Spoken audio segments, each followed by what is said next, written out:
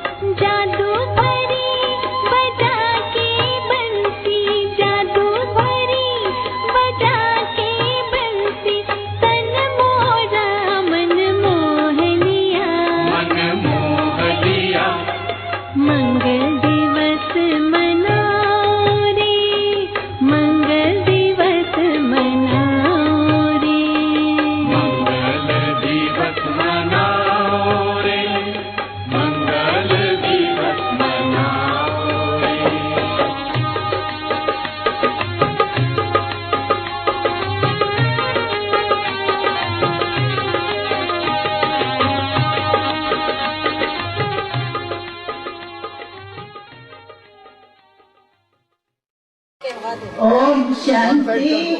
आप भी बोलो ओम शांति। आप सभी को श्री कृष्ण के जन्माष्टमी की लाखों लाखों बार मुबारक हो।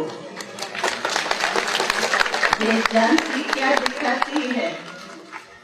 कमल पुष्प समान देखनी सिर्फ नहीं है जानकी, लेकिन जानकी से अपनी जीवन बनानी है। तो कमल पुष्प के ऊपर विष्णु जी को दिखाया है।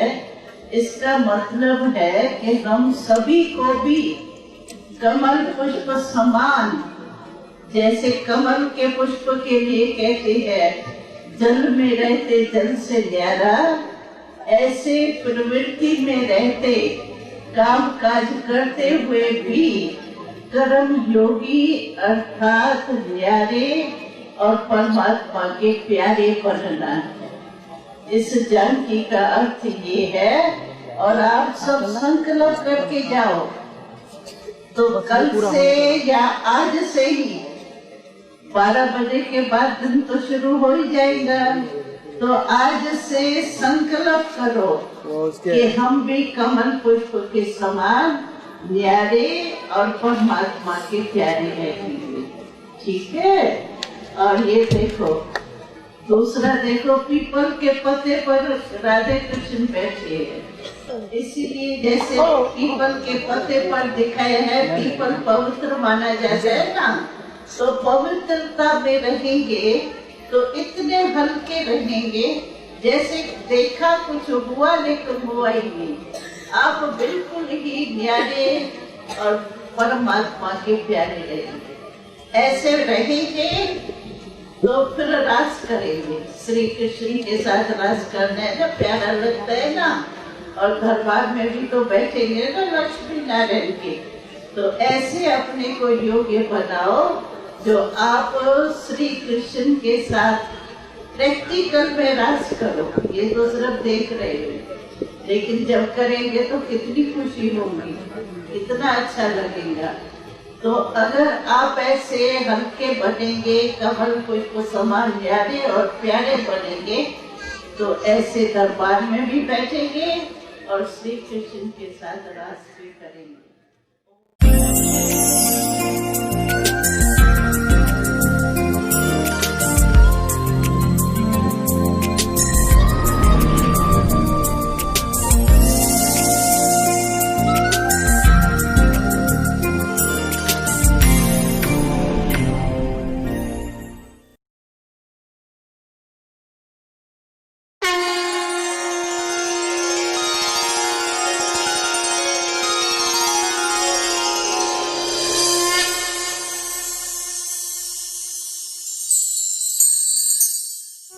हम भक्ति मार्ग में बहुत कृष्ण जन्माष्टमी मनाते थे।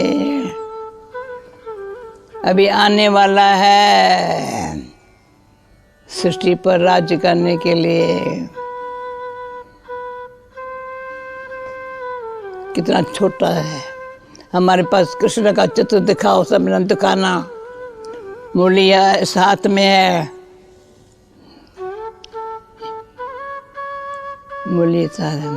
मुरली हाथ में है, पाँव इधर है, बिस्तर लेके आ रहा है।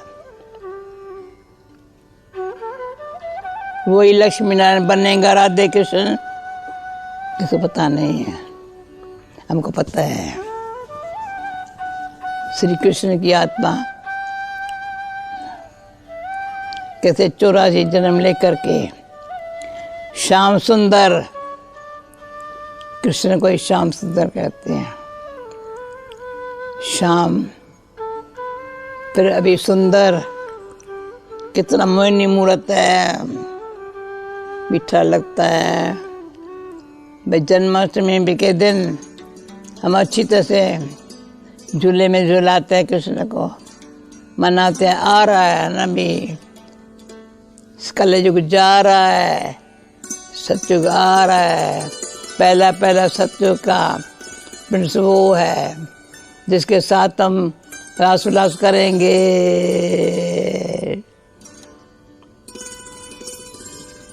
वही जन्माष्टमी।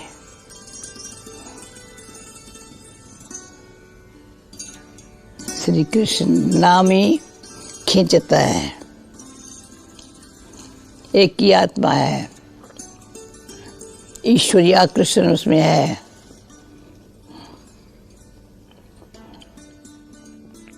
इसलिए कृष्ण को भगवान मानते थे।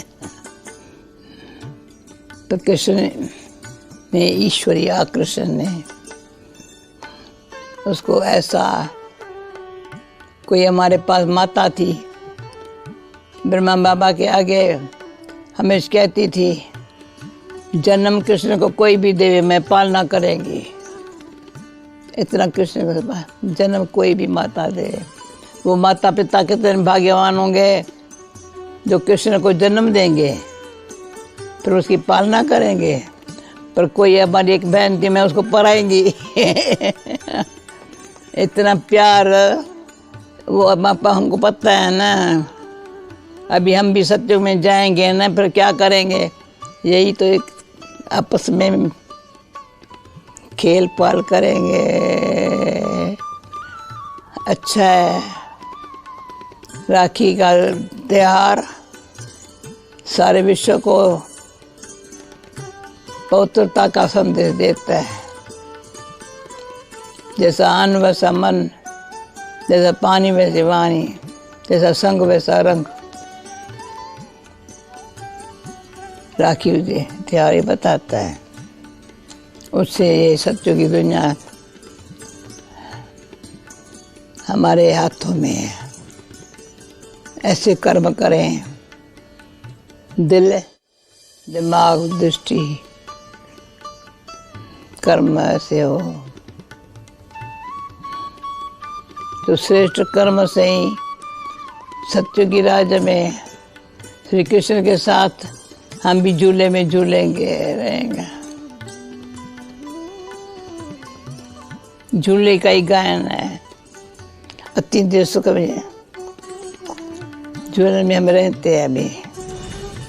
ओम शांति।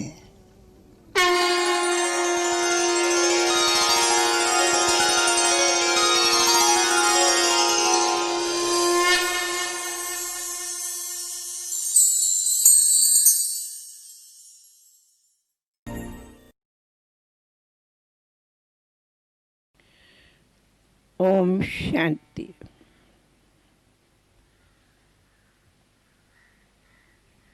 आज आप सबको पहले वैकुंठ के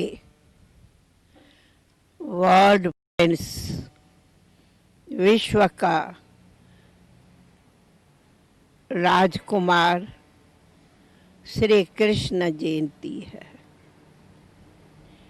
सब भारतवासी हमारे सर्वगुण संपन्न 16 कला संपूर्ण निर्विकारी वैकुंठ के राजकुमार श्री कृष्ण की जयंती को बहुत धूमधाम से मनाते और इसी की विशेष यादगार में ये भी समय की महत्व है कि श्री कृष्ण का जन्म रात पूरी होते सवेरा शुरू होते उसी घड़ी का यादगार है। इसका भी बहुत बड़ा गुह्य विशाल अर्थ है। जैसे कि गाया जाता ब्रह्मा की रात, ब्रह्मा का दिन, तो जब ब्रह्मा की रात पूरी होती, दिन शुरू होता, तब सवेरे सवेरे वैकुंठ के फर्स्ट प्रिंस श्री राजकुमार का इस भूमि पर जन्म कहो, अवतरण कहो होता है। और वो जन्माष्टमी सबको एक विशेष संदेश देता कि हे नर नारियां, हे महान भारतवासी भाई बहनों, छोटे बड़े, ये त्योहार विशेष तुम्हें प्रेरणा देता कि जैसे श्री कृष्ण को सर्वगुण संपन्न 16 कला संपूर्ण कहते, वैसे हर एक ऐसा ही सर्वगुण संपन्न बनो। और ये जो पाप कर्मों का कहते हैं असुरों का संहार किया, उस पाप कर्मों का विनाश करो, संहार करो, तभी ही सच्ची सच्ची आप वैकुंठ की शहजादे शहजादियाँ बन उस स्वर्ग का आप उद्घाटन करेंगे, अर्थात नया सुनहरी सवेरा लाएंगे।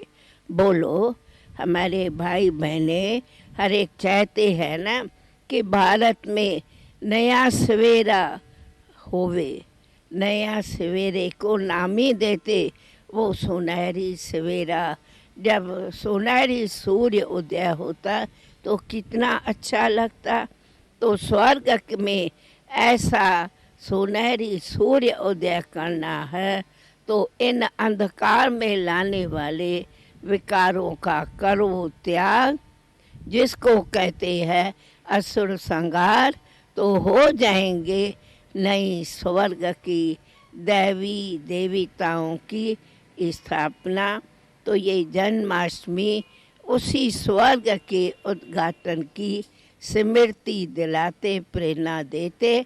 आओ सब हम ऐसे स्वर्ग में चलने की तैयारी करें अथवा खुद को परिवर्तन करके हम भारत में दूध कहा जाता घी दूध की नदियाँ बहावे, ऐसा हमें आह्वान करके खुद को भी ऐसा बनाने की हर एक संकल्प करो।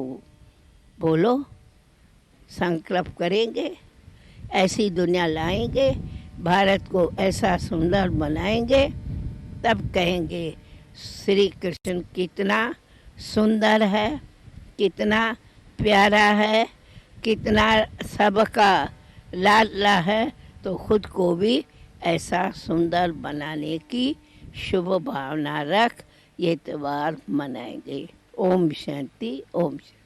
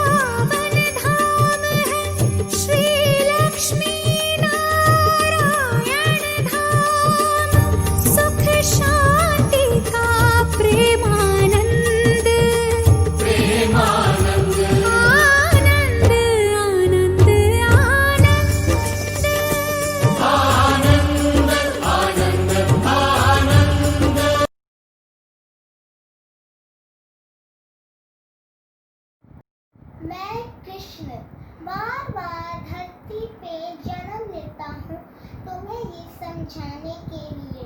भूल जो हो रहा है अच्छा हो रहा है, जो हो रहा था अच्छा हो रहा था, जो होगा वो भी अच्छा ही होगा। भूल का पश्चाताप ना करो, भविष्य की चिंता ना करो, वर्तमान चल रहा है। खाली हाथ आए खाली हाथ लौटे। ना ये शरीर तुम्हारा है, ना तुम शरीर के हो। तुम्हारा शरीर अग्नि, जल, वायु, आकाश एवं पृथ्वी से बना है। तुम क्या हो? तुम जो भी करो भगवान को अर्पण करते जाओ, इससे तुम्हें सुख का अनुभव होगा।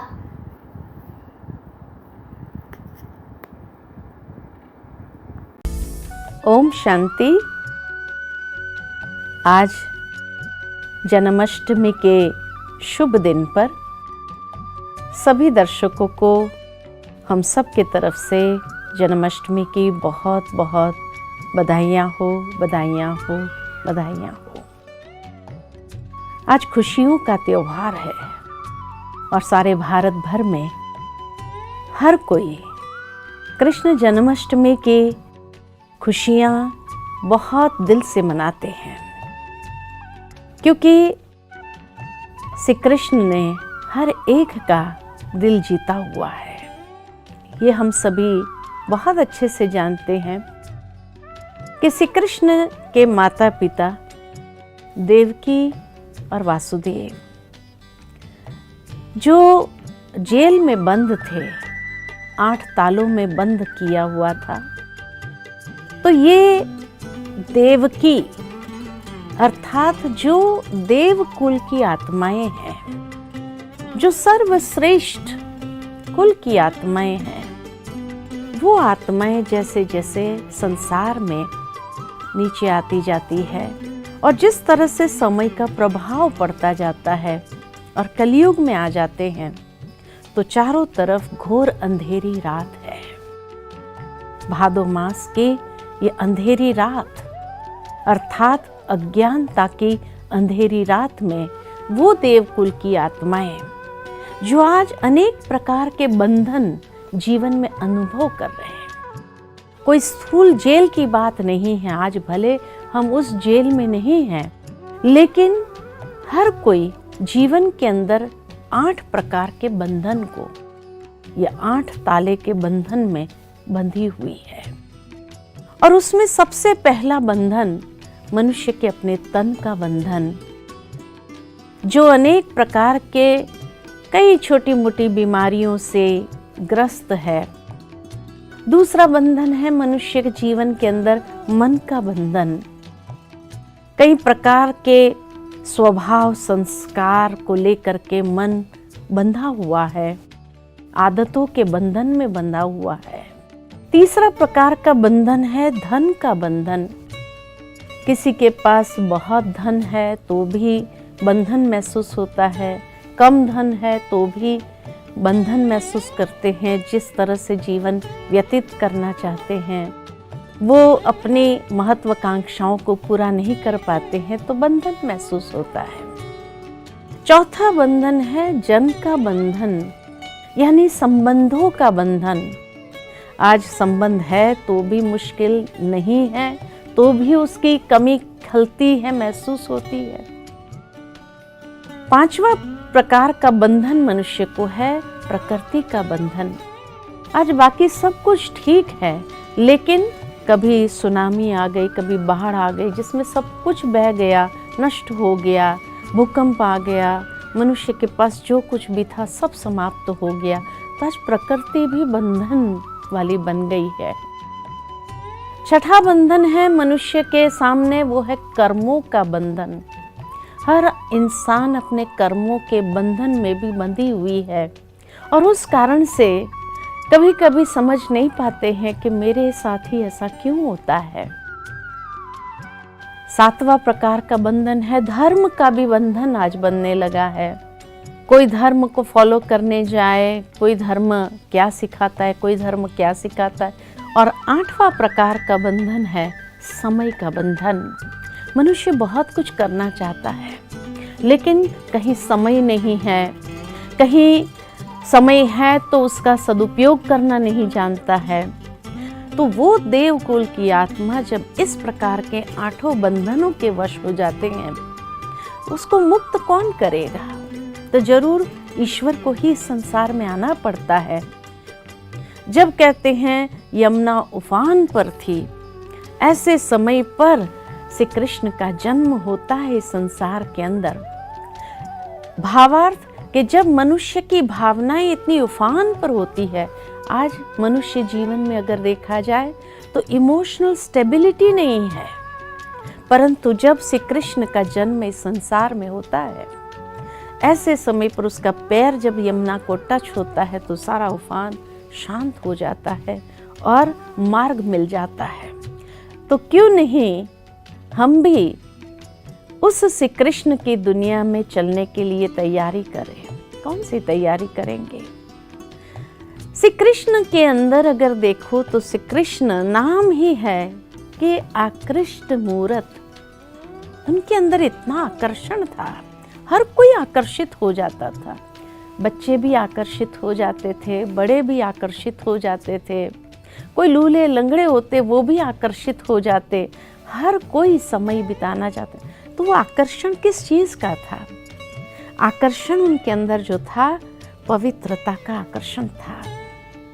इतना ही नहीं, सद्गुणों का आकर्षण था, जो मिलनसार उसका नेचर था, जिस तरह से हर एक के प्रति सम्मान की भावना उसके अंदर थी, उसकी मधुर बोल, उसकी मधुर वाणी सबको प्रिय लगती थी।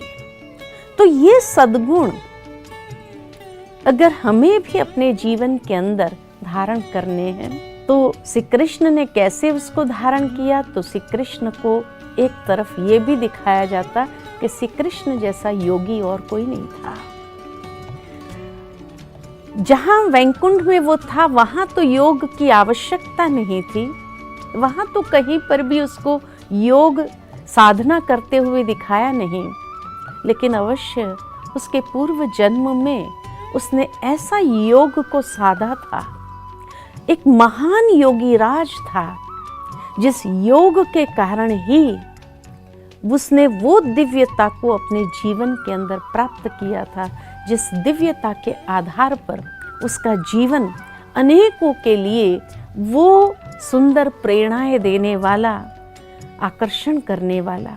तो इसी तरह हम भी योग साधना के माध्यम से अगर वो दैवी गुणों को अपने जीवन के अंदर लाएंगे तो अवश्य हम भी अपने जीवन के सारे बंधनों को समाप्त करते हुए उस श्री कृष्ण की दुनिया में चलने के लिए योग्य हो जाएंगे, पात्र बन जाएंगे। तो आइए हम भी श्री कृष्ण के संग जीवन व्यतीत करने के लिए उस पात्रता को अपने जीवन में ले आए योग साधना के माध्यम से, और कहीं न कहीं हम भी उस योग अभ्यास द्वारा अपने आप को ऐसा पात्र बनाए। ओम शांति।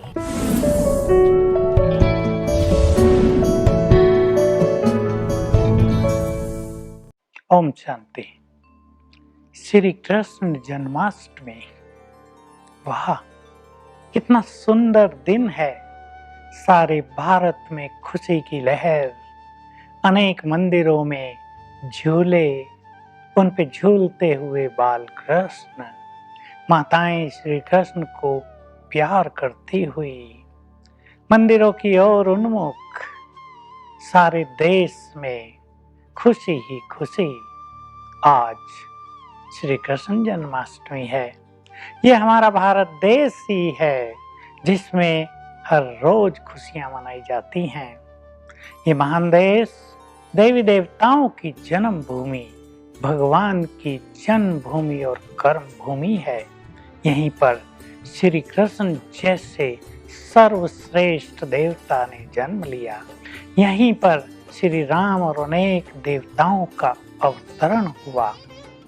जिस धरा पर महान पुरुषों के कदम पड़ते हैं, भगवान के चरणों को स्पर्श करती है, जहाँ की धरा वो देश सबसे महान। हम भूले नहीं कि हमारा देश सबसे महान है, विश्व गुरु था और पुनः बन रहा है। तो आज के दिन पर मैं आप सभी से कुछ प्रश्न पूछ रहा हूं। आप श्री कृष्ण को इतना प्यार क्यों करते हैं? प्यारा तो वो है, सभी धर्म वाले उसको प्यार की नजर से देखते हैं। वो बहुत प्यारा लगता है, क्योंकि उसमें संपूर्ण पवित्रता है, उसके पास सर्वगुण हैं, संपूर्ण कलाएं हैं, परफेक्ट हैं वे।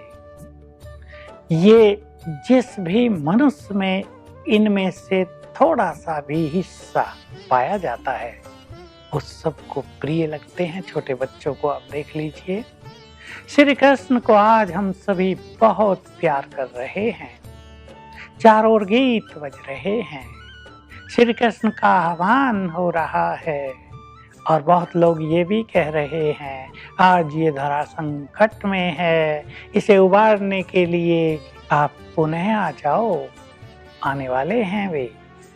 आप सभी को इस सर्वश्रेष्ठ खुशखबरी का मालूम हो कि अब ये युग बदल रहा है और सतयुग के प्रारंभ होते ही यहाँ श्री कृष्ण का आगमन हो जाएगा। इस धरा का आंचल उनकी उपस्थिति से महक उठेगा।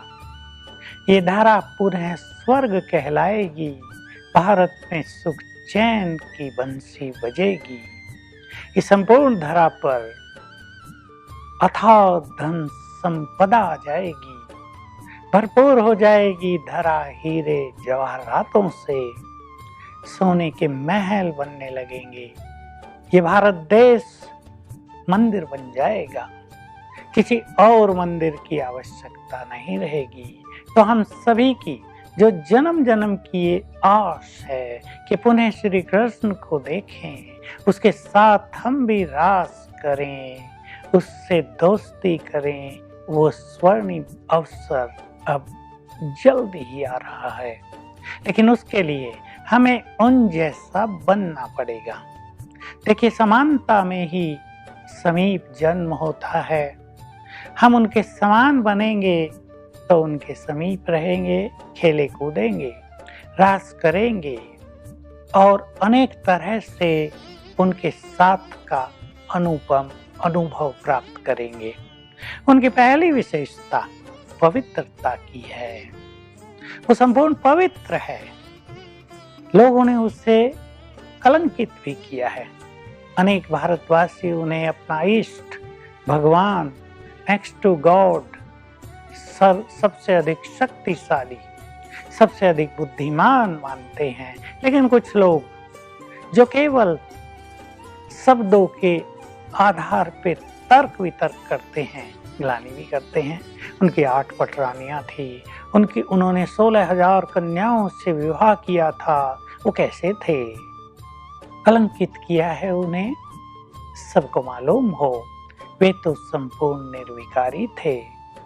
16,000 कन्याओं ने उन्हें बहुत प्यार किया था, अपने जीवन को उनके कार्यों में समर्पित कर दिया था। और 8 आत्माएं, वे तो असरतन हैं, जिन्होंने भगवान को अपना प्रियतम मान लिया था। यहाँ स्थूलता की बात नहीं है, बड़े सूक्ष्म रहस्य हैं इन सब के पीछे। तो आज के दिन सभी व्रत रख रहे हैं, रात को व्रत खोलेंगे, मिठाइयाँ खाएंगे, सभी चारों ओर खुशियों में झूमेंगे। श्री कृष्ण के मंदिरों की शोभा, वहाँ का भक्ति का रस और भक्तों की भीड़ तो आज देखने लायक होगी। लेकिन हम सभी अगर उनके पास जाना चाहते हैं, यदि पुनः उनके साथ रास करना चाहते हैं, तो उनके ही जैसा पवित्र बनने का व्रत आज ले लें और मिठाई खाएं, अर्थात अपने मुख को मीठा करें, अपने संस्कारों को मृदु बनाएं, अपने बोल को सुखदायी और नम्रता और मृदुता से भरपूर करें। ये होगा उनके प्रति हमारा सच्चा प्यार। केवल भक्ति भाव से प्यार रखना, उनकी पूजा अर्चना कर लेना, उनके गुणगान कर लेना, यही पर्याप्त नहीं है। और आज हम भारतवासी इतना ही करके इतिश्री कर देते हैं। परंतु अब भगवान हमें सिखा रहे हैं, श्री कृष्ण की दुनिया आई की आई और तुम्हें सबको उसमें चलना है। इसलिए उन जैसे पवित्र, उन जैसे सर्वगुण संपन्न, उन जैसे 16 कला संपूर्ण बनो। तो आज जब आप श्री कृष्ण को प्यार करें तो संकल्प करें, मुझे उनसे ये गुण सीखकर अपने जीवन में धारण करना है।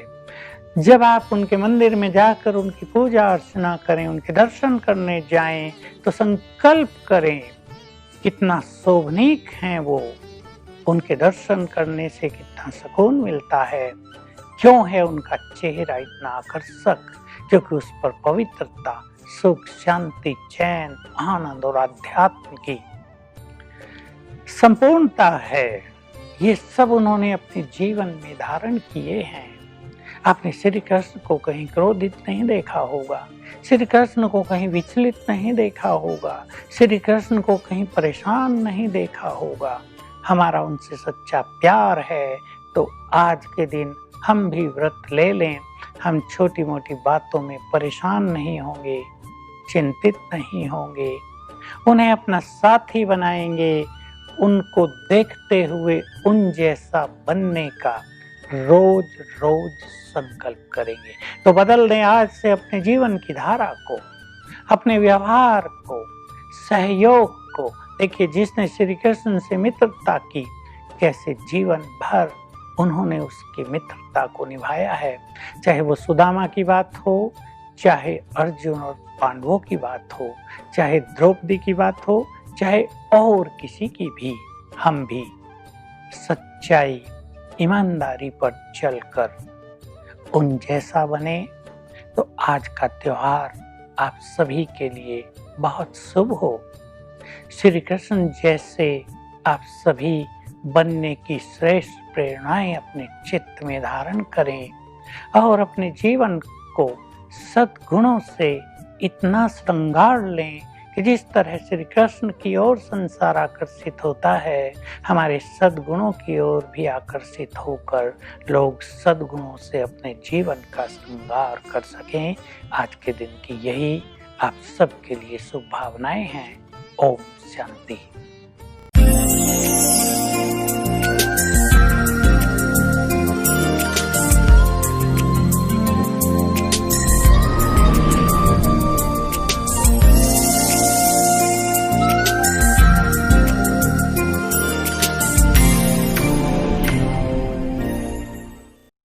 नेक्स्ट वीक हम कौन सा फेस्टिवल सेलिब्रेट करने वाले हैं? जन्माष्टमी।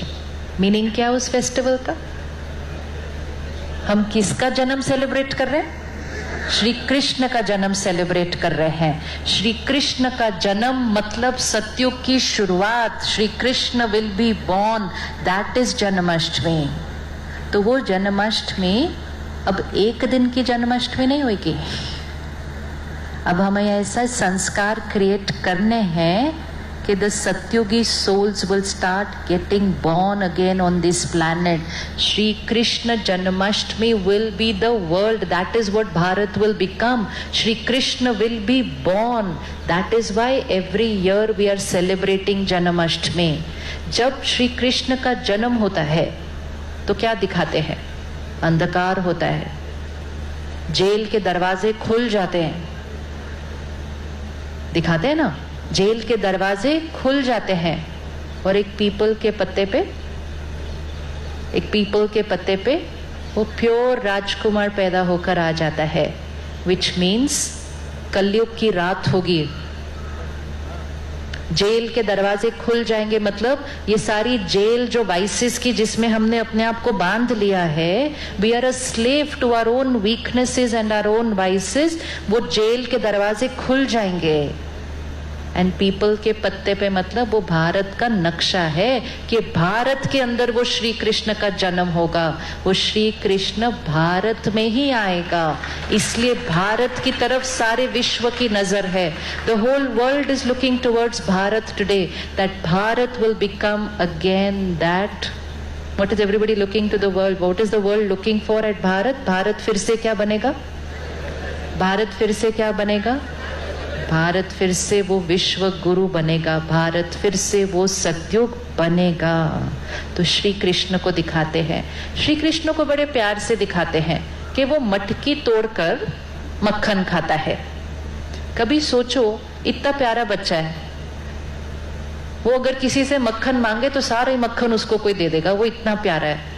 तो इतने प्यारे बच्चे को मटकी तोड़कर मक्खन खाने की क्या जरूरत है? ऐसे क्यों नहीं खा सकता? क्यों नहीं खा सकता? हाँ जी, इन सब बातों का एक मीनिंग होता है। मक्खन खाना मतलब ज्ञान रूपी मक्खन खाना। श्री कृष्ण बनना है तो ज्ञान रूपी मक्खन खाना पड़ता है। रोज ज्ञान रूपी मक्खन मतलब स्पिरिचुअल नॉलेज का मक्खन रोज खाना है। शंकरा टीवी रोज सुबह सुबह सबको क्या दे रहा है? मक्खन ही तो खिला रहा है सबको मक्खन ही खिला रहा है ना। Spiritual knowledge coming to your homes every day, that is makkhan. लेकिन मक्खन अंदर जाए उसके लिए ईगो रूपी मटके को पहले तोड़ना पड़ता है। बॉडी कॉन्शियस का जो ईगो रूपी मटका है ना, उसको तोड़ो, तब वो ज्ञान रूपी मक्खन अंदर जाता है। फिर दिखाते हैं कि श्री कृष्ण क्या करते थे, गोपियों के वस्त्र चुराते थे। अभी श्री कृष्ण प्रिंस देवता, वो कभी चोरी थोड़ी करेंगे। वो गोपियों के वस्त्र चुराते थे, लेकिन गोपियां फिर भी उनको इतना प्यार करती थी। इसका मीनिंग क्या? जब परमात्मा आते हैं सतयुग बनाने के लिए, तो परमात्मा पहले हमारा ये बॉडी कॉन्शियसनेस का वस्त्र चुरा लेते हैं। मतलब अहंकार, मैं ये हूँ, मैं ये हूँ, मैं, ये जो बॉडी कॉन्शियसनेस है, ये बॉडी का जो वस्त्र है, उसको परमात्मा चुरा लेते हैं और हमें याद दिलाते हैं, तुम ये वस्त्र नहीं हो, तुम एक प्योर डिवाइन आत्मा हो। तो हमारा वस्त्र वो चुरा लेते हैं, हमारा बॉडी कॉन्शियसनेस वो चुरा लेते हैं।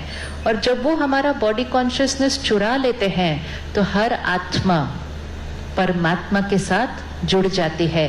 तो उसके लिए क्या दिखाते हैं कि श्री कृष्ण सारी गोपियों के साथ क्या कर रहे हैं? क्या कर रहे हैं? रास कर रहे हैं। And every Gopi is feeling कि श्री कृष्ण मेरे साथ ही रास कर रहे हैं, विच मीन्स परमात्मा हर एक आत्मा के साथ, क्योंकि बॉडी कॉन्शियसनेस का ईगो उतर गया ना। आज क्या होता है, कभी कभी हम भगवान को याद करने बैठते हैं। किस किस का ये एक्सपीरियंस है? I sit to pray, I sit to remember God, but when I am praying my mind starts going here and there and there and there. वो इसलिए होता है क्योंकि पहले तो हम अपने आप को ही नहीं पहचानते, तो परमात्मा से कैसे कनेक्ट करेंगे? खुदा को जानने से पहले खुद को जानना पड़ता है। खुद को जाने बिना खुदा से संबंध नहीं जुड़ पाता है। तो first thing, I am a soul, this has to be practiced, and only when I am in soul consciousness stage I will be able to get connected to God. तो पहले अपना वो बॉडी कॉन्शियसनेस का वस्त्र छोड़ देना है, तब परमात्मा के साथ रास होनी शुरू हो जाएगी। मतलब तब भगवान के साथ कनेक्शन जुड़ना शुरू हो जाएगा। एंड जब परमात्मा के साथ कनेक्शन जुड़ना शुरू हो जाता है, तो ये जो रास चलती है ना सारी गोपियों की, ये हमारी फैमिली रिलेशनशिप्स में होने लग जाएंगे। रास में क्या होता है? रास में एक ऐसे मारता है, सामने वाला ऐसे मारता है। कई बार दो डंडे भी होते हैं ना, हर एक के हाथ में एक डंडा होता है। एक डंडा ऐसे मारता है, दूसरा डंडा ऐसे मारता है। परमात्मा कहते हैं ये है संस्कारों की रास, विच मीन्स मेरी नेचर अलग, इनकी नेचर अलग, बट इनकी नेचर को देखकर मुझे अपनी नेचर को एडजस्ट करना है। Adjusting and accepting and accommodating with everybody's nature. जब एक एक डंडा हर एक के हाथ में हो, अगर हम एडजस्ट करके चलते हैं तो वो एक बहुत ब्यूटीफुल डांस फॉर्म हो जाता है। अगर हम अपना ही संस्कार सिर्फ ऐसे करेंगे तो वो युद्ध का मैदान हो जाएगा वही, और वही युद्ध का मैदान आज हो चुका है घर के अंदर। नहीं मैं राइट हूँ, वो कहेंगे नहीं मैं राइट हूँ। तो अगर हम परमात्मा के साथ कनेक्टेड होते हैं, आत्मा रूपी बैटरी क्या हो जाती है? प्योर हो जाती है। तो एक दूसरे के संस्कारों के साथ रास करना बहुत इजी हो जाता है, तो वो सिर्फ एक फिजिकल डांस फॉर्म नहीं है, वो है संस्कारों की रास, कि हमारे संस्कार एक दूसरे के साथ क्या होने लग जाएंगे, मिलने लग जाएंगे। वो संस्कारों की रास दिखाते हैं। फिर श्री कृष्ण को क्या दिखाते हैं, शेषनाग के ऊपर खड़ा हुआ दिखाते हैं। सामने देखिए ना इतनी सुंदर मूर्ति, उसका मीनिंग क्या है उसका? अब छोटा सा बच्चा है, वो शेषनाग के ऊपर कैसे खड़ा हो जाएगा? उसका मीनिंग है, when I the soul connect to God, energize myself, I become a master over my vices. I am standing on the Sheshnag, which means the vices are below me and I stand over the vices. I am not a victim to my vices. I become a master over my vices. तो वो ऐसे खड़े हो जाते हैं। फिर क्या दिखाते हैं कि वो गोवर्धन पर्वत उठाना था, तो कैसे वो गोवर्धन पर्वत उठाया? फोटो में क्या दिखाते? एक एक उंगली, which means one person cannot create Satyug. One community cannot create Satyug. Satyug will get created by everyone's one finger of cooperation. Each one will contribute and we will lift this Govardhan Parvat and we will change the world from Kalyug to Satyug. And फिर क्या दिखाते हैं कि श्री कृष्ण ने महाभारत युद्ध में क्या दिखाते हैं, क्या किया? तो कई बार प्रश्न नहीं उठता कि देवी देवता श्री कृष्ण हिंसा का ज्ञान कैसे दे सकते हैं? ये कैसे कह सकते हैं तुम इसको मारो, तुम इसको मारो? तो this is all symbolic, it is all taught to us to learn how to live life. तो परमात्मा आकर हमको सिखाते हैं कि हमारी अपनी वीकनेसेस, जिनके साथ हमारी बड़ी अटैचमेंट हो गई है, उनको हमें एक एक करके क्या करना है, खत्म करना है।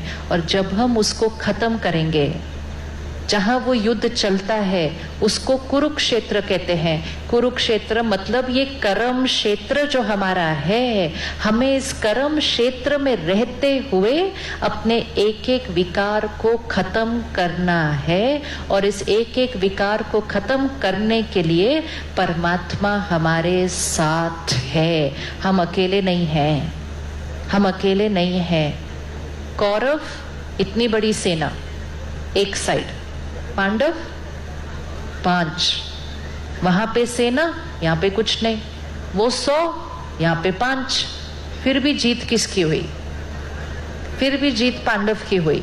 क्यों पांडवों की जीत हुई? क्योंकि पांडवों के साथ जीत उनकी होगी, उस आत्मा की होगी जिसका कनेक्शन परमात्मा के साथ जुड़ा हुआ होगा। फिर सारी दुनिया एक तरफ, हम अकेले एक तरफ, हमारा कनेक्शन भगवान के साथ होगा तो जीत हमारी होनी ही होनी है। ये निश्चित है, निश्चित है। दुर्योधन को पूछा गया था कि आपको सेना चाहिए या श्री कृष्ण चाहिए? उसको चॉइस दिया था, सेना चाहिए या श्री कृष्ण चाहिए। तो दुर्योधन ने सोचा श्री कृष्ण को लेकर मैं क्या करूं, उसको तो लड़ना भी अलाउड नहीं है युद्ध में, इससे अच्छा तो मैं किसको ले लूं। ऐसे ही हमें भी चॉइस मिलती है, परमात्मा को चूज कर रहे हो या दुनिया को चूज कर रहे हो। मतलब सेना को चूज कर रहे हो या एक भगवान को चूज कर रहे हो, चॉइस मिलती है। जब एक भगवान को चूज कर लिया तो सारी दुनिया के साथ सुंदर रिश्ता बन जाएगा। लेकिन परमात्मा को चूज नहीं किया, दुनिया को चूज किया, तो ना परमात्मा के साथ रिश्ता बना, ना दुनिया के साथ अच्छा रिश्ता आज बन रहा है, ना अपने आप के साथ रिश्ता अच्छा है। तो एक रिश्ता आज शुरू करना है कि मुझ आत्मा का परमात्मा के साथ रिश्ता। इस साल हमें जन्माष्टमी सिर्फ मनानी नहीं है। We are not only going to celebrate it like a festival. We are going to inculcate those Satyugi sanskars so that we will create the Satyugi sansar back in Bharat. Bharat has to become what Bharat was. वो ऐसा देश जहां क्या गायन है भारत देश के लिए? शेर और बकरी एक घाट पर पानी पीते थे, वो भारत की संस्कृति है। विच मीन्स हम सारे कैसे रहते थे? United, pure. वो स्वर्ग हम सबको मिलकर लाना है।